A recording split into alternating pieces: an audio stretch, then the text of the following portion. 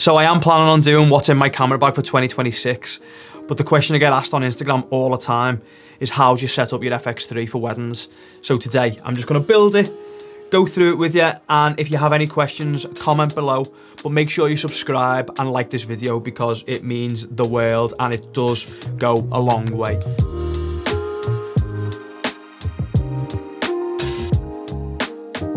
At first, we of course have the FX3. All the accessories are laid out in front of me now, and there will be links down below as well. For me, this is the most simplest FX3 build possible. I have tried different things. This is a more simplified way. First things first, I have the full cage on it. The full cage obviously wraps right the way around, and it has the Arca Swiss plate attached to the bottom. So, on the bottom, it's a V-mount battery plate from SmallRig, but I believe it's not the full, it's like a half V-mount battery plate because you can get the ones where you can stick the rods through, but this one just slides onto the bottom of the full cage. That's on. Obviously that can be folded and locked, but at the minute I'm gonna just open up the screen for the FX3, turn it round, turn that up, and then lock that in place. Should we put a lens on? I think I'll put the lens on. So the lens I'm using at the minute, it's a big boy, Sony 28-70 f2. I'm personally a prime shooter, and honestly, going to this, I was so worried thinking that like, is it gonna look anything like I've ever shot before, or is the prime look gonna be there with this lens? But I'm telling you now, it is. It was the best money I've ever spent. There is one issue with it though, and it's the filter thread size. Luckily enough, Polar Pro sent this through for me, and with it having an 86mm filter thread, the issue with it is that no company actually makes 86mm filters. So what you have to do with Polar Pro is you have to buy the 86mm coarse thread to 95mm coarse thread filter ring, plus the 95mm filter that sits on top. I've got a number of other filters in the 95mm filter range, so I can obviously just add them or change them or whatever. But this is the best way to put an ND filter on your lens, and if you're a filmmaker, it's something you need. Let's put the lens on.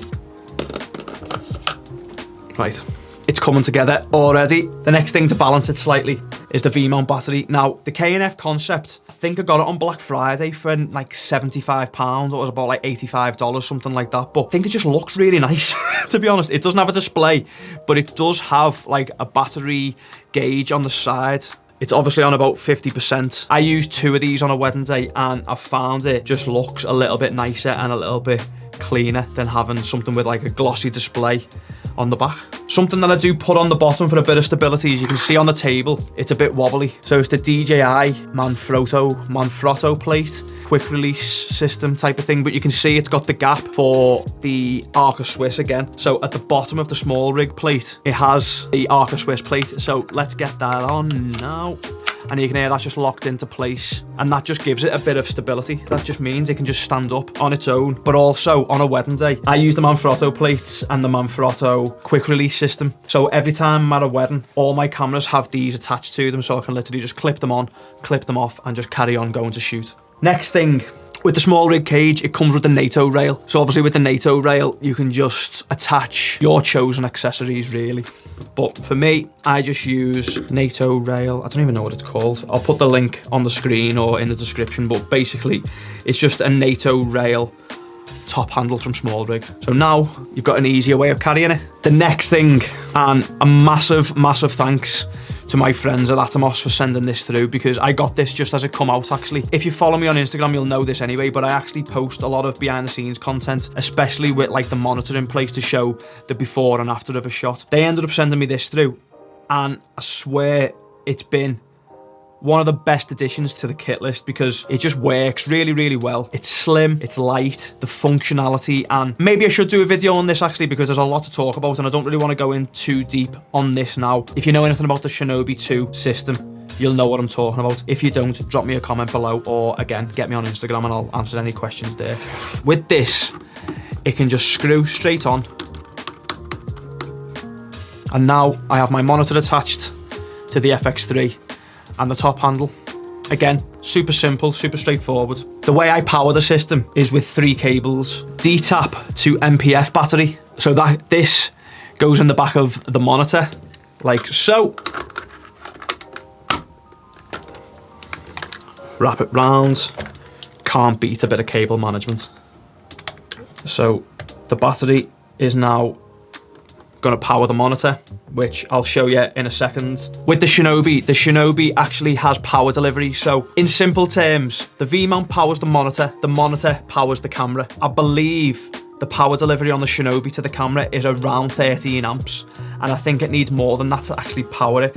Now, on a 10 to 15 hour wedding day, I will use one Sony battery inside of the camera, and I think it runs down from about 100% to about 60 to 70% towards the end of a wedding day. It doesn't charge the camera completely, but it does power it enough to let you use one single battery on a wedding day. Again, MPF to D-tap from the V-mount. Then,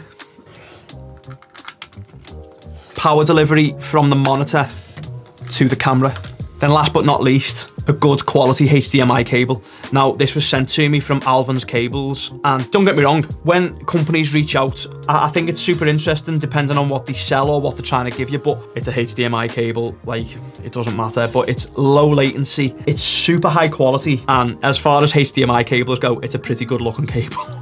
Put this into the back of the monitor. Again, bit of cable management, I'll wrap it around, and that's it. That's the FX3 setup. What do you think?